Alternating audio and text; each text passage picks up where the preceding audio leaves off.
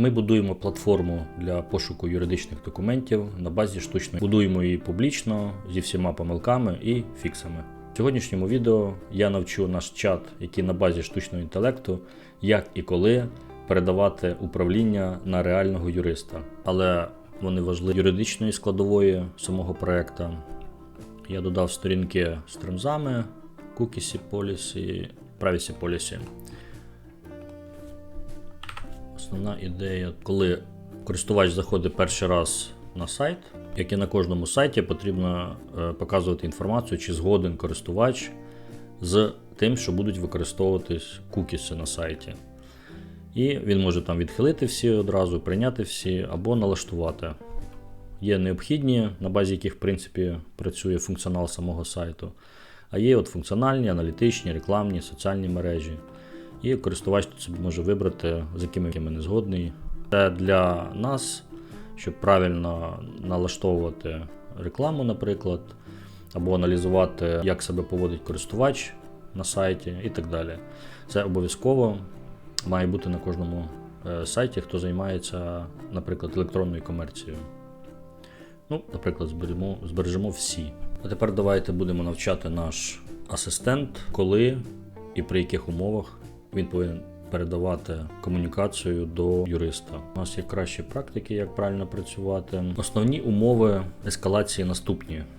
Є жорсткі тригери, коли користувач каже чи пише «зв'яжіть мене з менеджером». В нашому випадку це «зв'яжіть мене з юристом». Нам потрібно негайно зв'язок з юристом. Або прогалина в політиках. І агент не знає, що робити, в нього немає на це повноважень. Тоді також він буде звертатися до людини. Помилка прав доступу або ризикова дія, пов'язана з грошима. У нас такого немає, але тим паче я хотів про це згадати. Є, наприклад, м'які паттерни, коли користувач спілкується, агент не може йому допомогти. Видно по емоційному стану, що користувач вже починає нервувати. І якщо, наприклад, з другої спроби агент не зміг допомогти, він тоді ескалює вже до людини. Антипаттерном вважається ескалація по сентиментам або невпевненості моделі. Найпоширеніша помилка. Користувач злий, передай моделі. Або модель не впевнена, передай людині. Ескалація має спрацьовувати за умовою, а не за настроєм. І коли вже передається запит до людини, там є історія цієї ескалації. А саме намір користувача, встановлені факти, що вже зроблено, що заблокувало, які рекомендовані дії. Інакше юрист буде витрачати перші 5 хвилин на реконструкцію контексту, що взагалі сталося.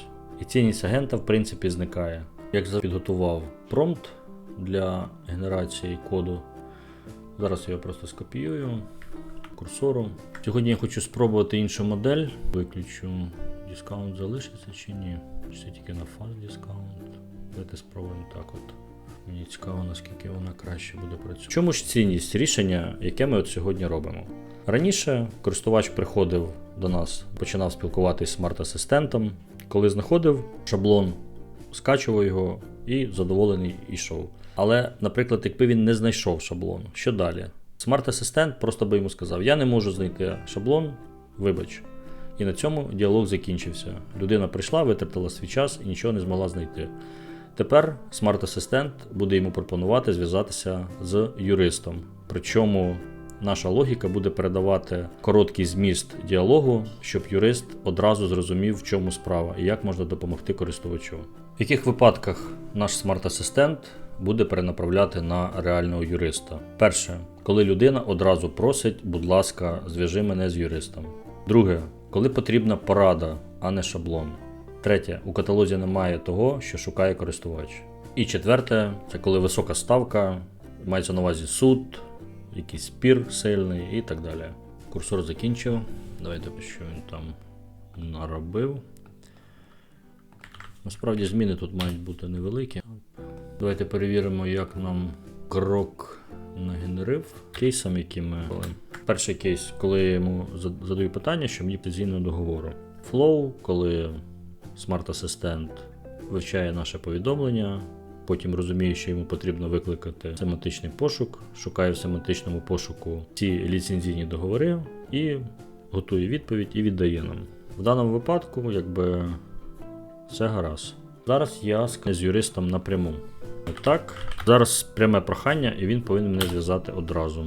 Віддати мені контакт WhatsApp. І от я можу допомогти вам знайти шаблон договору, але для індивідуальної консультації та юридичного супроводу вам потрібна послуга професійного адвоката. Написати юристу в WhatsApp.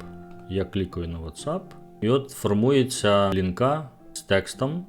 Доброго дня, звертаюся через її помічний, потрібна консультація. Користувач запросив прямий контракт. Окей. Open App. І відкривається, в принципі, WhatsApp. Так, давайте ми зараз приберемо, почистимо, історію. Має того, що треба. По ідеї, от зараз працює правильно, тому що він намагається все-таки вирішити мою проблему, а не одразу ескалювати до юриста. Він все-таки намагається визначити перші ітерації. Я йому напишу. Мені потрібен, він мені пропонує інші варіанти документів, які у нас є. Я йому кажу, ні, не підходить. По ідеї, він має виклик юриста. О, спрацювало. Ось таким чином ми підключили зв'язок з юристом напряму. Якщо вам було цікаво, підписуйтесь на наш канал. Насправді нам залишилось небагато до закінчення. Трішечки навести порядок в UI і підключити платіжну систему. Всього найкращого. Хай щастить. До нових зустрічей.